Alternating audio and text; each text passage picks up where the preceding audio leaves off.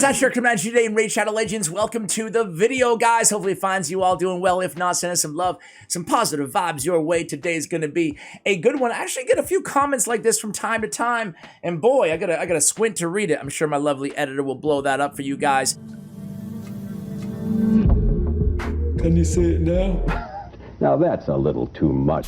We have Rattleshirt here, says, thanks for the video. For the first time or so I played Raid, for the first year or so I played Raid. I was like, we're kicking it with real beginners here. For the first year or so, I kept building champions I thought would outdamage Kael. And it turned out that I was just wasting my time and energy and books and masteries. I really need a video from someone just highlighting all the rare and epic champions who can out-nuke the starter champions. This video is close to solving that. I don't even remember what video this was about, but it'd be great to include rares as well. All early players need to know what early obtainable champions can out-nuke their starters. Well, I'm going to do you one better, because for me, nukers in this game, I mean, they're fairly easy to come by. Of course, we're going to cover all the nuker replacements, but I want to actually dive into all four of the starter champions. What is their niche? What is their role? And who's another rare or some other epics that if you get your hands on, you'll be able to say, hey, light bulb moment, maybe I should use this champion to upgrade X, Y, or Z. I'll try to use mostly accessible champions that everybody can get inside the game. And of course, I will mention a couple just epic champions who are not easily accessible, but again, if you pull them, you might want to know they're really, really good. Before we break down all four of the starters, Galek, Kael, Athel, and Elhain, I want to start by talking about the two ways that almost everybody, let's face it, uses their starting champions in the game. And that is as an arena nuker, or as a nuker in general, AoE, or B, as a campaign farmer. So let's cover those bases out the gate first, and then we'll get into replacements, or should I say upgrades, for each of the niche roles of the starting champions. So, I mean, campaign farmers, one of the first things that you guys should do, one of the first things that I do on a new account, is I go in, campaign farmable freaking uncommon champion in Saurus. Again, you can get him right in the campaign. He's going to be a massive upgrade to almost every rare and epic champion and legendary inside the entire game. Every champion in the game is a campaign farmer, right? Saurus can get the job done. He has an AoE on the A1 and AoE on the A2 ×2. All you have to do is put attack percentage on his boots, and he will clear campaign, especially 12-3, faster than any of the starting champions can. Then, eventually, if you get your hands on Felhound, to me, for my money, he is the best campaign farmer inside the entire game, and he's a rare champion. He's not farmable, but if you get your hands on this dude, he can change your account. He's about a 6-second or so, give or take, depending if you have your graphics in high quality and your FPS and all that stuff, but he's a very fast campaign farmer. The god of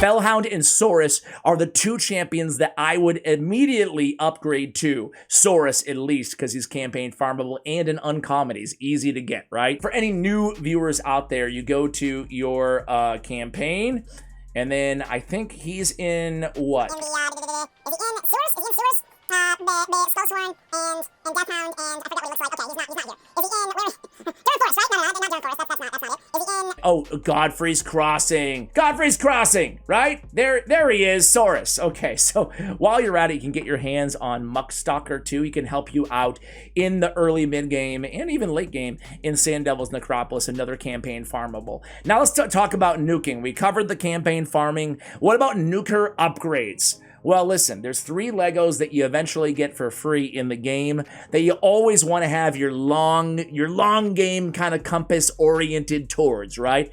And those 3 champions, I'm going to start with my favorite of the 3 personally, and you get her in the clan shop, and it's Yannica.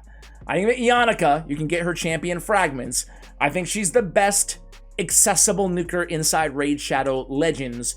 You know, obviously they'll give decent nukers here and there as, you know, guaranteed champions or blah, blah, blah. But in terms of a farmable, you know, always existing champion opportunity for you to save up, champion fragments for Yannicka are the way to go. She's one of my favorite nukers, AoE nukers in the game. She's very, very good. A massive upgrade, obviously, from your starting champions. So you should start early on getting the champion fragments for Yannicka. I cannot stress how good she is. Very, very hard-hitting nuker. And then the other one is Yakarl. Now, he's a great nuker too, but he's got some control. So Yakarl, the Scourge, and you got Yannicka. I kind of would go with Yannicka personally. But, you know, beauty is in the eye of the beholder. The reason I would go Yannicka over Yakarl is she costs 100 gold, clan points or whatever, coins. I forget the currencies. There's so many damn currencies in this game, guys. And then we have 150 per token for Yakarl. So quite a bit extra, you know, 150% extra for Yakarl. So I would go Yannicka first. But those are two. And the other one, guys, is actually going to be Cleotyrix. She is a daily login reward champion. I don't even know. I forgot where she is, how many days after 271, so it's a while. I think she's one of the first champions you get after Vizix, though. She's also very, very good, comparable in a lot of ways to Yannicka. Quite a bit of a different kit. She has, Cleotyrix has the Hex. I'll show you her really quickly. She's a Skinwalker, Spirit Affinity champion as well. Why am I looking at Great Hoof? Jeez. Cleotyrix. First of all, she looks badass. She got a big buff, big multiplier increase, increased crit rate, increased crit damage. She's got the Hex as well, block active skills, increased accuracy on herself, another strong AoE attack, 2 strong AoE attacks in her kit. And Yannicka, we didn't even look at her kit, but again, this is a just insanely good champion. She has the potential of having an AoE ×2 on the A1, and then she has an extra turn ability on the A2, and then a strong hard-hitting AoE on the A3 as well, right? So Yakarl, Yakarl obviously a barbarian, void affinity, he's got the freezes, he's got the AoE freeze 100% if they have more turn meter. Just a really good champion after his buff as well. So those would be the 3 big upgrades you can get as an AoE nuker from your starting champions that are accessible inside the game. Now, not free inside the game, but the best epic nukers out there. I'm just gonna quickly rattle off my absolute favorites, okay? Starting with number 1. To me, there's a clear number 1, and that's Genbo the Dishonored. I think he's the best arena AoE nuker out there in the game for epics. He's got self-buffing and then an extra turn that are really good and hard-hitting A2 ability, plus good synergy for increased attack, all that stuff, right? It's not meant to be a robust guide on any of these champions. The other guy is Magnar. He absolutely smacks with Percussive Pound. He's the hardest-hitting HP-based champion in the game for epics, and in the conversation even with legendaries. He's great for a go second team or a nuker basically anywhere in the game. And he's tanky, right? 21k on the HP. He's fairly easy to build. And then the other big one for me is going to be Skullcrown, right? I mean, she is the quintessential arena nuker. She has the arena aura. She can help you everywhere in the game, even into the late game, and AoE on the A1 and AoE on the A2. Great in blender comps. Great just as a speed aura. She's tough to kill because of the unkillable as well. Now, after Skullcrown, Magnar, and Genbo as great, viable, epic upgrades to your AoE nukage from your starting champion, after that, a few of my personal favorites are going to be Flyja for epics, right? Flyja is really, really underrated as a nuker. She has a hard-hitting, fully deplete target's turn meter, then an AoE that's hard-hitting as well, with turn meter fill on a 3-turn cooldown on Righteous Evocation. And then the other two that I absolutely love is Alika. We'll talk more about her later on, but Alika is so freaking good. This deorient, it absolutely smacks. People do not talk about Alika as one of the top epic nukers enough. Very good champion. Also, a 50% ignore defense on a 2-turn cooldown on her A2. She has some control built in. She has a Basher-esque AoE here on a 3-turn cooldown. Increased cooldown of all skills. You guys get the point. I'm a big fan of Alika. And then the last one that I will mention, guys, is, what am I doing here? It's a Dark Elf, Ash. Come on, man. It's Dirindil. Dirindil also smacks. So I've given you now 6. Flyja, Alika, Dirindil, Skullcrown, Magnar, and Genbo as not free, but the best upgrades for an AoE nuker out of the epic champions in the game. If you get your hands on any of them, they're worth investing in. Rail Assassin is a good move, and Dispatch Them is a great move in terms of the multipliers there. There's quite a bit more nukers out there in the game than just these champions, but I would say you'll notice that I didn't have any rares on my list in terms of nukers, right? That's because personally, I would just, if you're just looking for AoE damage and you don't have any of those epics, I would just ride out the starting champions because they're actually not bad, right? They got like 4.5 multipliers on their AoEs. That's pretty much better than almost every rare out there in the game for AoE nukes. So I would actually not, to that first commenter's point, right? I wouldn't go in there and be super hungry with replacing a rare starter with another rare nuker upgrade. At best, you're going to get a very menial upgrade that you're just going to outgrow soon enough when you get your hands on one of those epic nukers, right? So that would be my advice to you, is use your resources on support champions or control champions or debuffers instead of more nukage. Now let's talk about each of the starting champions, what they're bringing to the table, what makes them special, what makes them so good, and who would be good, viable upgrades for each. So Kael, the most popular starter still here, 4 years into the game. He's got poisons. He's got an AoE nuke, which is great, and he's got a lot of poisons. Most of his damage outside of like arena is going to, or campaign farming, is going to come from these poisons. So who are the best poison upgrades for Kael? All right, let's start rattling him off, right? Number one is an oldie but a goodie. It's still a cult brawler. He's going to be a massive upgrade in terms of damage for clan boss, okay? When we talk about poisoners for dungeons in the game, some of my favorite are, A1 is going to be Dark Kael. He's farmable in Doom Tower. He's a massive upgrade to Kael. In case you didn't know. I am he and he is me. But way better. He's got poisons. He is the best poisoner in the best, like he's got 3 poisons and a poison sensitivity, single target, increasing duration, and then instant activation of poisons and burns on his A1. Maybe not the best poisoner, but the best poison overall champion because out of epics and rares, because he's got instant activation, triple hitter, and the HP burn, and the poison sensitivity, and 3 poisons. Very, very good champion there. Another big upgrade to poison is actually going to be myceliac, sounds like an awful disease. Myceliac Priest Ornn, very good poisoner. He's tanky, HP-based champion. He's got poisons on the A1, on the A2, more instant activation on a 3-turn cooldown, and then a big AoE with 2 poisons and poison sensitivity. He is also healing himself. A very, very good poisoner, a massive upgrade again from your starting champion in Kael. Other upgrades in terms of poisoners would be, if you're just looking for the AoE with some poison synergy, look no further than a Kemptum. He is void, so he's kind of tough to get, but he's very, very good. He's got poison on the A1, and then he's got a triple AoE on the A2, and then he's got inflicting damage from poison debuffs to enemies under Hex whenever their allies receive poison damage. He's also great to put on the same team as a poisoner, right? So a Kemptum, a massive upgrade, right?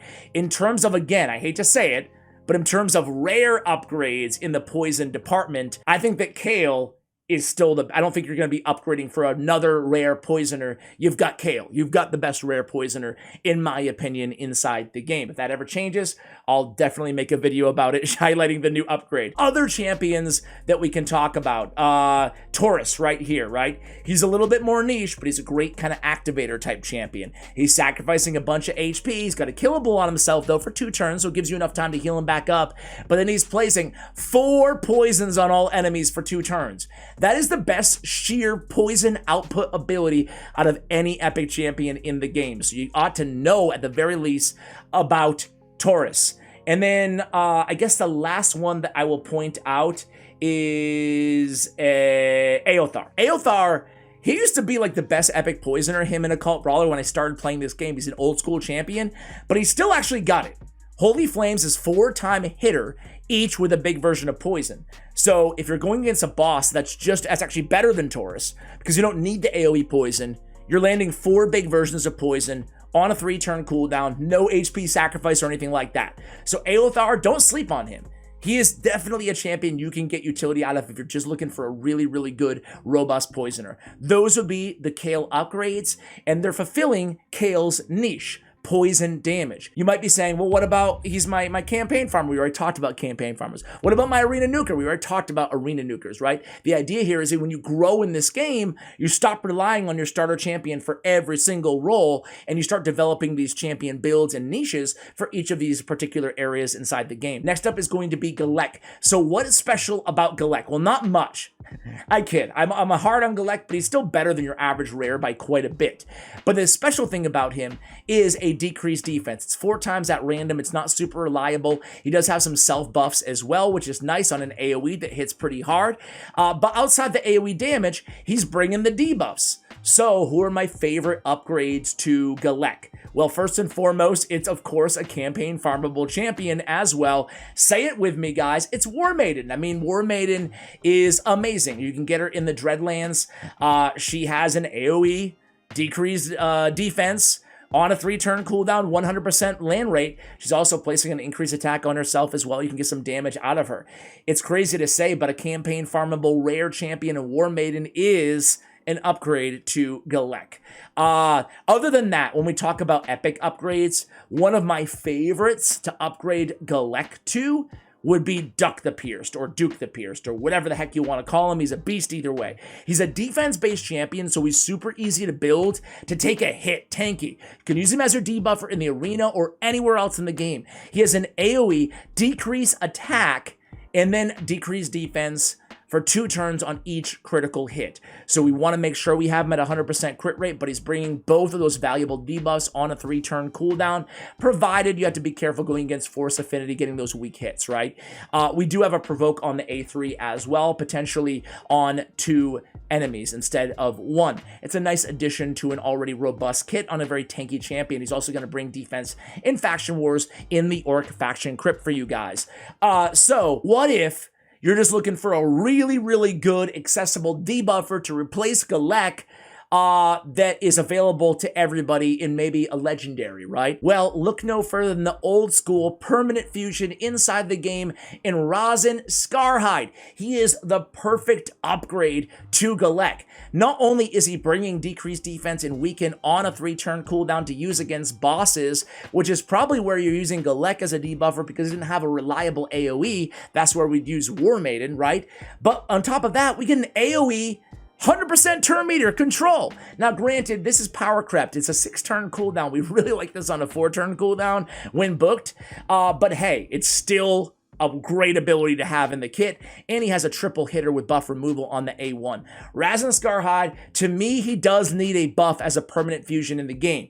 That being said, he's still a good champion, right? The reason he needs a buff is because he's so slow. I mean, he's been power crept a bit, but he's still good. Does that make sense? Report back to me when I mean, he's been power crept a bit, but he's still good. when it makes sense. Here I am complaining about he needs a buff, and I'm saying he's still good. That's a little oxymoronic, I realize that, but Ra'zen would be a great upgrade for him, okay? And he's a fusion that, for me, he's still worth going for, right? Next up is going to be Athel. I actually think that Athel is probably the most challenging champion to replace. I think she's the most underrated starting champion personally. She's got 100% weaken on her A1. Big version.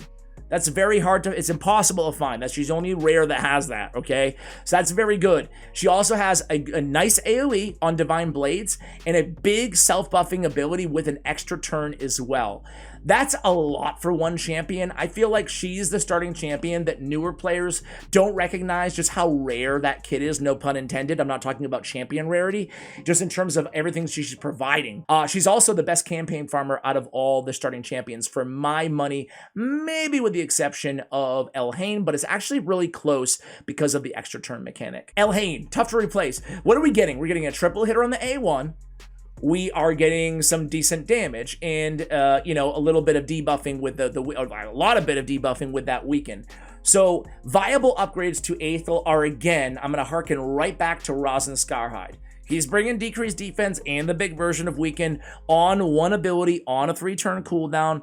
And again, he's legendary. He's active fusion for everybody to go ahead and pick up. So he would definitely be a viable upgrade there. When we talk about other rarities, I have a few written down here, right? No one's going to be a perfect map on top of Athel. However, I will say all these champions are tremendous. Anax being one. An Undead Horde Spirit Affinity champion. Big base attack. He hits very hard. He has a decreased defense on each hit, 35-40% chance with Sniper Mastery, right? So that's a really good A1 to land the decreased defense big version. And then he's bringing big version of decreased accuracy and a poison for 3 turns on a 3-turn cooldown. And then he's bringing the big version of Weaken on the A3 with the heal. He's definitely a viable upgrade as a debuffer, single target debuffer from Athel, right? So very, very good champion there. There's another one as well. He's not like super new, but kind of sort of new. And it's Arndulf. Arndulf is a Bannerlord defense-based champion. Again, easy to keep this dude alive. I love defense-based champions. He has a Provoke on his A1. He has an AoE big version of Weaken, 100% land rate, 3-turn cooldown with a fear as well.